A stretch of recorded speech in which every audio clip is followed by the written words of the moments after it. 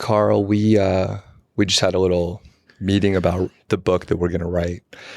And I do have to say, I'm starting to lose my voice. So that's why I have this NPR style, very calm manner about myself right now. We did the whole meeting like this, by the way. So it was really creepy and awkward. But we're pretty pumped. And we're going to like kind of track this along the way. We have a writer's retreat. We're going out to the mountains in a couple months to work on the book more. So we're going to be like logging things along the way. It should be pretty fun. So when I was telling Elizabeth about writing the book after she laughed and was like, yeah, sure, you guys are going to write a book. She was like, well, what's the goal with the book? And I kind of scoffed it off at first. I was like, the goal, like that's the perfect way to take fun out of anything. And this is a book about laziness, the antithesis of like setting goals and trying to do it. But I was like, oh, fuck, that's actually a decent question, of course. So our inclination, I think, is often to say, hey, the goal is to sell X number of copies or have this recognition or whatever. But that's a great way to fail at your goals. And one reason why I'm optimistic most of the time is that I set my bar so low for most things that I usually reach my goal. So in this case, I have a specific answer, my goal for this book. But before I answer, I'll pose it to you, Carl, and I gave you a few minutes to think about it. But we're working on this project. We've been talking about it. We booked a place to stay. Like we're actually going to do it, or at least try to do it. So what's your goal for the book? Yeah, that's so interesting. You talked about the number of sales because I had not thought about that until you mentioned it right now. When you asked me that, I had to think about it for a second, but I came up with three things. The first one is, above all, it should be fun. I've given myself many jobs since I, quote, retired, unquote. I haven't really retired. I'd have lots of jobs that have varying degrees of fun. Some of them not so fun, like dropping retaining wall blocks on your hand was definitely not fun. So this should not feel like a job. If it starts to feel like a job, we have done something wrong, and I don't want it to be that way. It should be us screwing around like we do on the podcast. So that's number one. Number two, for me, writing is therapy. I work through a lot of my thoughts and come up with ideas when I write. This is the book I think I was meant to write because it's going to be about how to slow down, how early retirees can be successful, or any retirees, and how people can just combat the productivity mindset that I think kind of pollutes our culture. There's a billion productivity books out. So I want this to be the answer to that. Maybe those books aren't the right answer for everyone.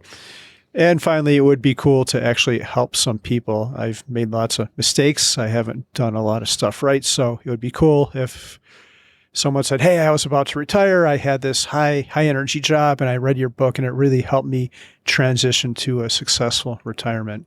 So to have fun, therapy for myself, and to help people. Good answer.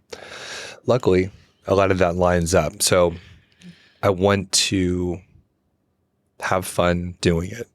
And I think because of the subject matter, and we've worked together like on long-term projects, obviously with a podcast, I know that we'll probably have a good time doing it. There'll be some challenges along the way. Writing a book is not an easy thing, but I know most of it should be fun the way we're putting it together. I think it's okay. I'm not contradicting what you said, but I think some portions are definitely going to feel like work, at least for me, and how I define work, but it's different. I define work a little bit differently, but there'll be some challenging portions. And I think, there's going to be some parts where we're like frustrated. We're like, I don't know. We don't know what to do with this part. Do we leave it in? Do we take it out? Or like, it doesn't make sense or whatever. So I think that'll be interesting. Of course, helping some people, that'll be great. I think there's portions which I don't know how it's going to look exactly, where I'm like, could this really help someone, or is this purely self-indulgent? And hopefully we'll take those parts out. I think we're both going to have those sections where it's like, we wrote that for ourselves. Usually, those might help a couple people, but we'll have to figure out how it goes. Yeah, and as far as like number of sales or anything like that, like I said, I don't really care about that. I think as long as actually, now that I say that, it's like we don't want it to be something where no one buys anything. But I think because we've been doing what we have been doing for the last decade, like we know we're going to sell out a few books. And I think as long as someone cares a little bit, I'll be all right with that. I had one other thought, and that is just like the creative process will be fun. And I like working on long-term projects, and I'm very good at finishing them. So I think as long as we have fun and we finish whatever we intended on finishing, then I'll be really happy with that. Yeah, I think that's great. I like that. Sometimes I don't finish stuff. I'm really good at getting to like 90 or 95%. Like my house is like 500 different projects that are almost done, but not quite. So you can help push me over the edge. Yeah, I'm good at finishing. So one interesting thing, and you have a good follow-up question here. So I have one more. So we're going to work on this book. Have you actually ever seen any of my writing? Have you read anything that I've written? I don't think I ever have it. I guess I probably should have done that before I agreed to collaborate with you. I know you've got the blog and you've got your sleep post because I see it in the show notes, but no, I've never actually read it. Yeah, that's what I thought. So it's kind of funny. But I was like, I've read a couple of your posts out there. But yeah, hopefully I write okay. But we have worked together enough that you probably know I could string together a sentence or two. But yeah, I'm not as, I don't have as many reps in as you, I don't think. Yeah, I'm sure it's going to be great. And that's why we have an editor. I'm still very much an amateur too. So hopefully whomever we choose for that can keep us straight. It'll come back as a completely different book after we submit it. Yeah. That's awesome though. You're like, yeah, let's write this book. Never read anything. You just get some emails from me occasionally. And those are like no punctuation. Everything's lowercase, you know. Yeah, no, in short format, but that's Seth Godin. So yeah. All right. And what do you got, Carl? Yeah, so I think we have a little bit of buzz about this. I know Elizabeth seems to be somewhat excited. If our book gets turned into a movie or perhaps a Broadway musical, who would you want to play your part? I think for the movie, I think Vin Diesel is like the right person. I think he may have to hit the gym a little bit more to look like me, but that's my first pick. And I think the acting would be spot on. And I don't know, as a secondary, I'll throw in, I don't know the actor's name, but you remember Austin Powers? Remember Mini-Me?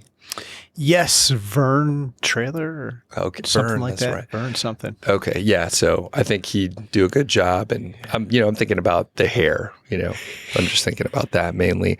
And for the Broadway, I'm not sure. I may have to come back to that. So what about you? I've got some bad news for you. I think Mini-Me is dead in real life. Oh no. Yeah. How about Peter? Yeah, there goes that. How about Peter Dinklage, another little person? I guess he could shave his head. He was an elf and Game of Thrones. He's a pretty good thespian. Okay. Yeah, that would be good. Little guy. Yeah, I was thinking more of just like bald people. But anyone can shave their head. Like I was telling you recently, it's such an experience, How about Patrick Stewart, that guy from Star Trek? Oh, yeah. Too old, though. Too old, I think. He is old. Yeah. So for mine, I like to be goofy. I was thinking of Paul Rubens, who is Pee Wee Herman. We'll bypass his infamous movie theater incident. None of that, but he probably doesn't have a lot going on at this point in life. So no. I think he'd be available. That would be awesome.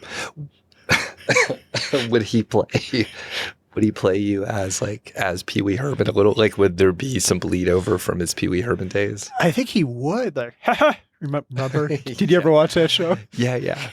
Yeah. I watched that on Saturday mornings and I remember the couch would talk, the toilet would talk too, right? Yeah, like everything talked. Yeah. It was a good show. It was a good show. Yeah. Anybody else? Geez, I had it. I think that'd be it. I don't know. Paul Rubens or no one at all. Who else would be good? Who do you think, Doug? Well, I know one of our favorite movies is Dumb and Dumber. And I mean, I don't know. It's some big hitters, but no one's going to make the movie. It doesn't matter. But I think Jeff Daniels, is that his name? Jeff Daniels? Yeah, I think so. Yeah. I think Jeff something. Yeah. I think he could play you pretty well. Maybe those two could just do the whole thing, Jim Carrey and Jeff, whatever his last name is. It would be kind of like Dumb and Dumber Part 5 or whatever part they're on. Yeah. It's such a good movie. It's a classic. All right. Anything else? I think that's it.